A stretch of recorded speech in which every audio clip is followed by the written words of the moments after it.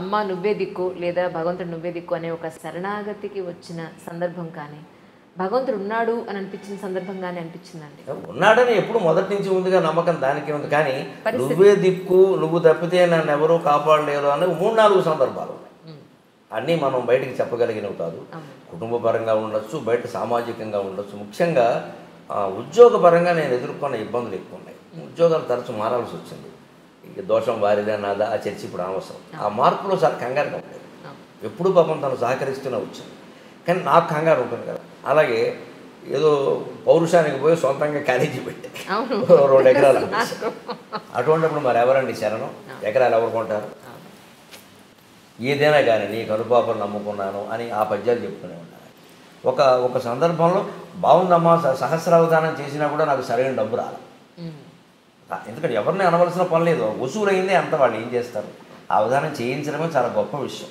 కాకినాడలో ideal college లెక్చరర్లు చందాలు వేసుకుని చందాలు వసూలు చేసి జరిపించారు. అంతకంటే ఎక్కడ చేస్తారు? వారు నాకు చాలా మహోపకారం చేశారు. నేను సాహసం చేసింది నేనైనా, వాళ్ళు నడిపించాలి కదా, మరి కార్యక్రమం నడిపించారు. డబ్బు అనుకున్నది రాలేదు, అని అనుకున్నది తక్కువే, అది రాలేదు. కానీ అప్పుడు కూడా నేను సరస్వతీదేవి దగ్గర నిలబడి ఏం చేస్తే ఏం ఉపయోగమా? ఈ స్థాయిన్ బొడగంటినంటని మహాసంతోషమున్ పొందితన్ గేయంబున్నను గాయముల్ తొలగునే గీర్వాణి సంపన్నతా స్థాయిన్ నాకు అనుగ్రహించి జనని సంసారమున్ బ్రోవవే. ఇక అన్నీ ఉన్నాయి కానీ అంటే కావలసినంత డబ్బు లేదమ్మా. ఉండకపోతే మరీ పేదవాళ్ళమేం కదా, ఆ పేదరికం మాకు ఎప్పుడు తెలియదు. మా నాన్నగారి నుంచి వారసత్వంగా వచ్చిన పొలం ఉంది, ఆ ఇబ్బంది లేదు. కానీ అధైర్యం ఉంటుంది మనసులో. ఈ పొలం 2 ఎకరాలే కదా, ఇది మిగులుతుందా? పిల్లలు పెద్దవాళ్ళు అవుతున్నాడు, సరిపోతుందా? ఈ వేళ ఉన్న ఫీజుల్లో 2 ఎకరాలు ఏమిటమ్మా ఈ వేళ? అంతే కదా. ఈ భయం, నేను ఒక 40 ఏళ్ల వయసులో నాకు ఈ భయం ఉంటే ఆశ్చర్యం లేదు. నేను సరస్వతీదేవి దగ్గర మొత్తుకున్నాను. సంపన్నతా స్థాయిని నాకు అనుగ్రహించి జననీకి సంసారమును బ్రవవే. సంసారం గడవడానికి అడుగుతున్నానమ్మా, నేను కోట్లమ్మని నేను అడగడం లేదు.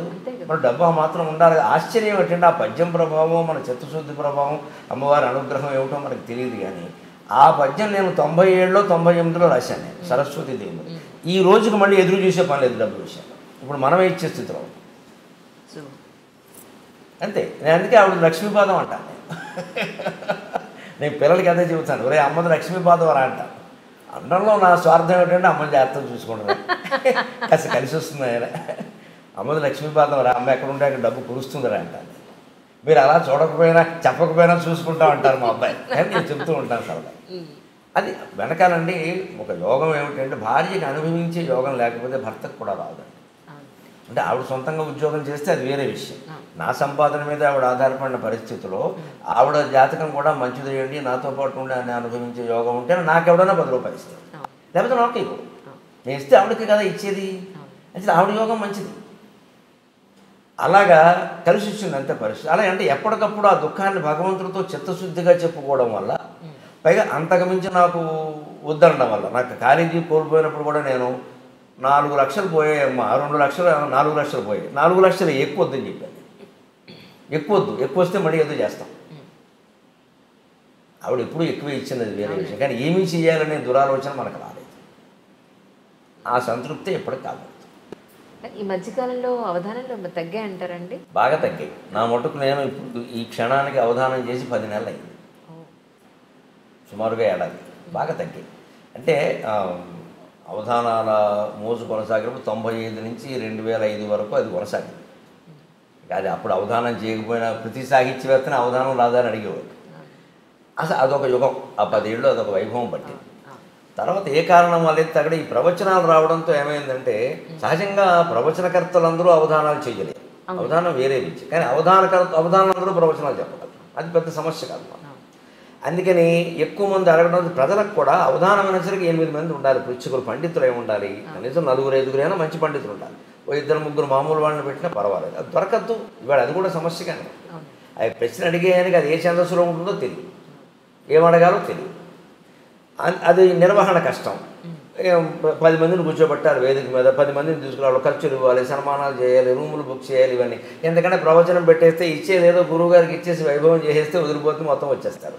ఇది సుఖంగా ఉంది, తేలిగ్గా ఉంది అని కొంత జనంలో కూడా ఒకటి అనిపించడం. సరే ఏదైనా ఆ వైభవం ఇప్పుడు ప్రవచనానికి పట్టింది. మనం సరే ఎందుకైనా మంచిదని ముందు జాగ్రత్తలో ఉన్నాం కాబట్టి అటు ఇటు బాగా తగ్గిన మాట నిజం.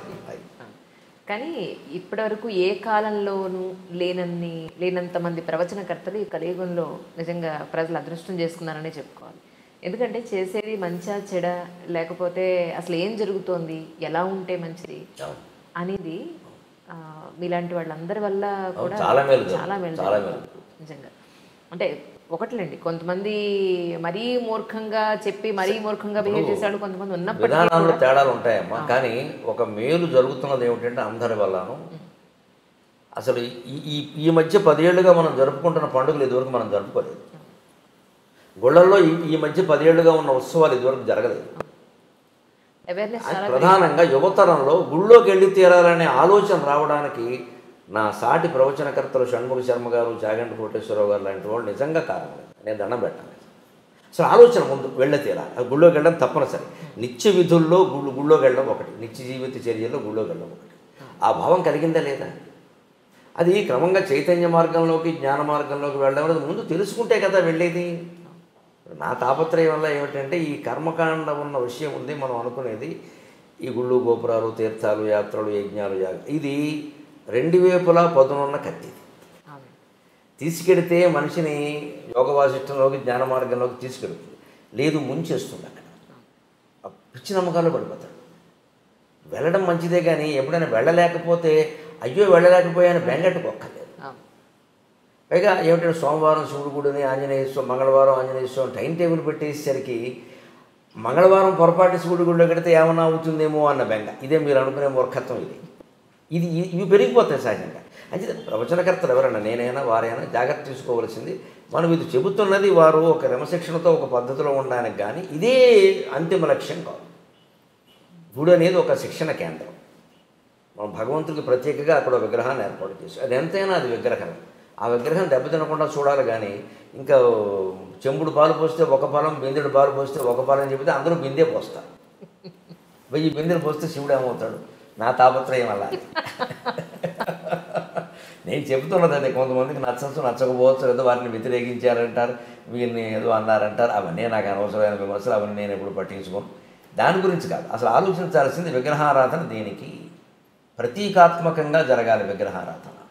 అదే లక్ష్యం అన్నట్టుగా మాట్లాడదు. అది లక్ష్యం కాదు, ఎక్కడా చెప్పలేదు ఆ విషయం. ప్రతీకాత్మకంగా జరగాలి. శంకరాచార్య చెబుతారు స్పష్టంగా వేదాంత సార సంగ్రహం. కషాయే కర్మభి పక్వే తతో జ్ఞానం ప్రవర్తతే. ఆయుర్వేద వైద్యులు కషాయాన్ని తయారు చేస్తుంటే ఈ తెడ్డు పెట్టి తిప్పుతూ ఎప్పటికప్పుడు పాకం చూసుకుంటాడు, పాకం సరిగ్గా ఉందా లేదా, పాకం సరిగ్గా ఉందా.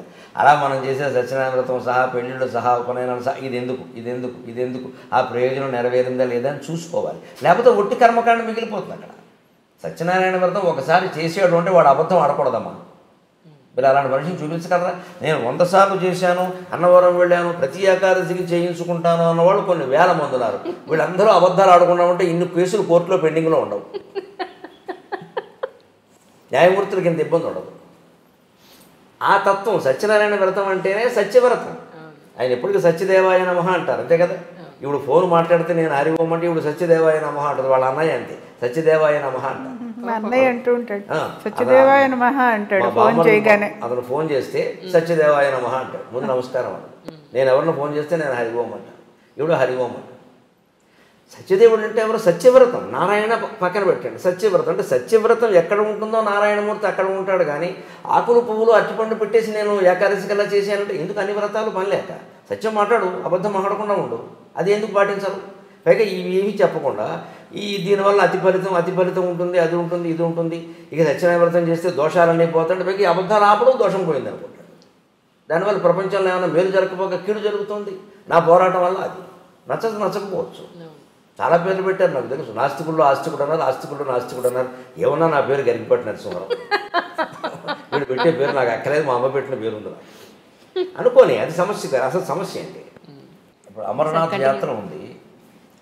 చాలా యాతన పడి మంచులింగాన్ని చూడాలని మైళ్ళ కొద్దీ నడిచి ఏదో డోలీలు అవి ఎక్కి ప్రాణాలు పణంగా పెట్టడమే సుమారుగా. అలాగే ఇప్పుడున్న తీవ్రవాద భయంలో మరీ ప్రమాదం. ఇంత చేస్తున్నప్పుడు దాని సారాంశాన్ని గ్రహించకపోతే ఎలాగా? నా తాపత్రయం అది.